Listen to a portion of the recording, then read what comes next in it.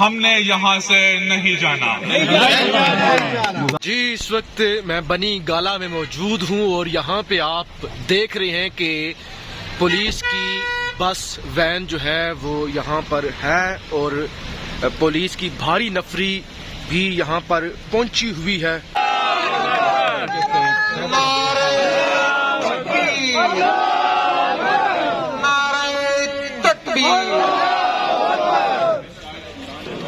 جی یہ بنی گالہ عمران خان چوک کے مناظر ہیں جو اس وقت آپ دیکھ رہے ہیں۔ رات کے تقریباً 11 بجے کا وقت ہے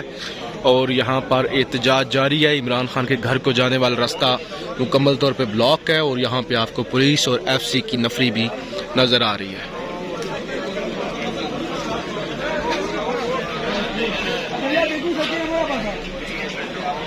درنا ہوگا، درنا جینا مرنا ہوگا، درنا ہوگا۔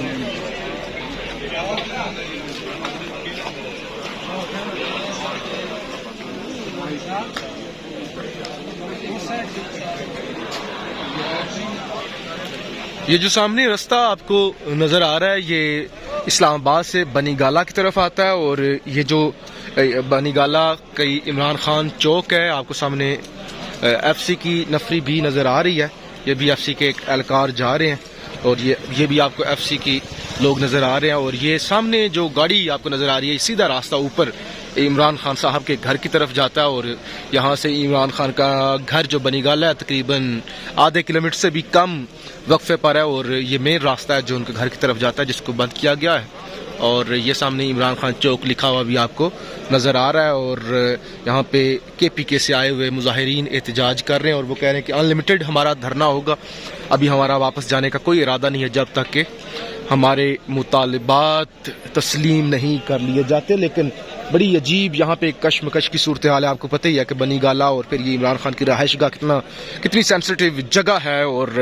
پھر عمران خان جو ہے حقیقی آزادی کی جنگ لڑ رہے ہیں۔ ایسے میں جب اس طرح کے معاملات یہاں پہ ہوتے ہیں تو ایک ہلچل مچ جاتی ہے اور بہت سارے سوالات اٹھتے ہیں کہ آخر بنی گالہ یا عمران خان چوک پر کیا ہو رہا ہے۔ تو اسی حوالے سے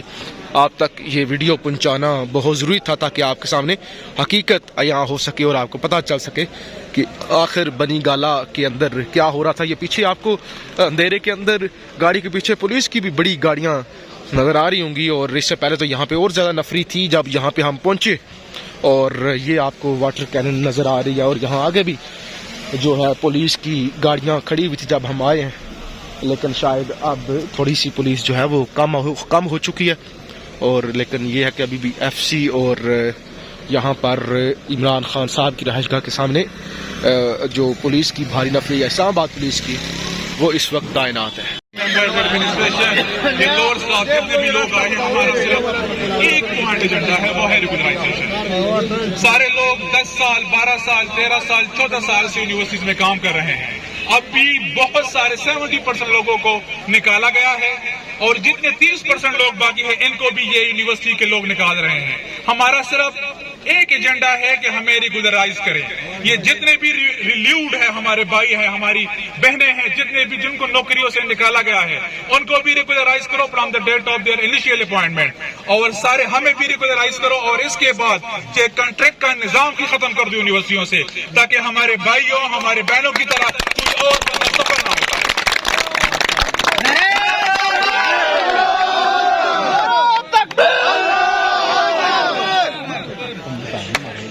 انشاءاللہ ہمارے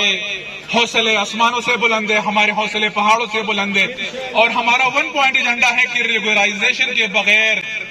ہم نے یہاں سے نہیں جانا۔ مذاکرات وغیرہ آپ کے کوئی ہوئے ہیں خیبر پختونخوا کی حکومت سے اور یا عمران خان سے آپ کیا چاہتے ہیں؟ رحیم، میں محمد نثار سینئر وائس پریزیڈنٹ ایکیوسیا۔ یہ ہماری دوسرا جرگہ ہے عمران خان پہ۔ پہلی دفعہ بھی ہم آئے ہوئے تھے، 20 جولائی کو آئے ہوئے تھے اور یہاں پر ہمارے ساتھ علی امین گنڈاپور صاحب نے یہ وعدہ کیا تھا کہ 3 دن تک آپ کا مسئلہ حل ہو جائے گا، میں خود آ کے آپ کا مقدمہ لڑوں گا۔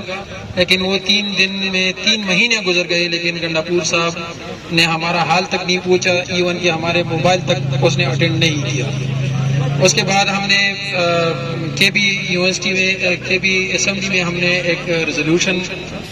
پیش کیا اور وہ یونانیمسلی پاس ہوا. اب اس پہ یہ انہوں نے کام روکا ہوا ہے, وہ کام نہیں کر رہے. ابھی ہمارے جو ہے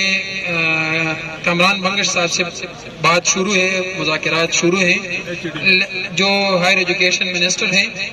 لیکن ابھی بھی وہ کہہ رہے ہیں کہ میں آرڈیننس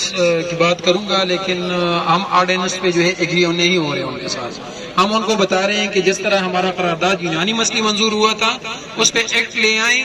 اس پہ بل لے کے آئیں منڈے کے دن اور اس کو منظور کر لیں, اور ٹیوزڈے کے دن سے ہمیں ریگولرائز کیا جائے. آپ کتنے دن کا یہاں پر جب تک ہمارا ریگولرائزیشن کا مطالبہ منظور نہیں ہوتا منوان, تب تک ہم یہاں سے نہیں اٹھیں گے انشاءاللہ. جی اس وقت میں بنی گالا میں موجود ہوں اور یہاں پہ آپ دیکھ رہے ہیں کہ پولیس کی بس وین جو ہے وہ یہاں پر ہے اور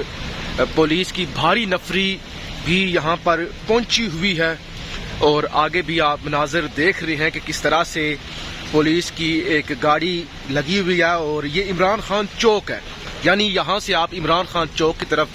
اس سے آگے نہیں جا سکتے کیونکہ آگے پولیس نے گھیراؤ کیا ہوا ہے. اور ابھی یہ گاڑی آپ پیچھے دیکھ رہے ہیں, بارش بھی ہو رہی ہے لیکن پولیس کی بھاری نفری کو لے کر یہ گاڑی پولیس کی یہاں پر پہنچی ہے. اور اس کے علاوہ بھی آپ دیکھ سکتے ہیں کہ یہ واٹر کینن ایک بڑی گاڑی یہ بھی یہاں پہ پہنچی ہوئی ہے, اور ایک اور پولیس کی بڑی گاڑی, ایک بڑی بس آپ کہہ لیں کہ یہ بھی یہاں پر پہنچی ہوئی ہے. یہ آگے آپ کو ویڈیو میں نظر آ رہی ہوگی کیونکہ اندھیرا ہے, تو یہ آپ کو نظر آ رہی ہے یہ واٹر کینن بڑی گاڑی. اور اس سے پہلے آپ نے فوٹیج میں دیکھا کہ پولیس کی جو ایک بڑی بس ہے وہ بھی یہاں پر پہنچی ہوئی ہے, اور یہاں پر بھی آگے آپ کو صورتحال نظر آ رہی ہے. اور یہاں پہ کافی زیادہ لوگ بھی اکٹھے ہیں جو شاید بارش کی وجہ سے اب پیچھے ہیں, اور پولیس بھی آگے آپ کو نظر آ رہی ہے. اس ویڈیو میں آگے بھی چل کے آپ کو بنی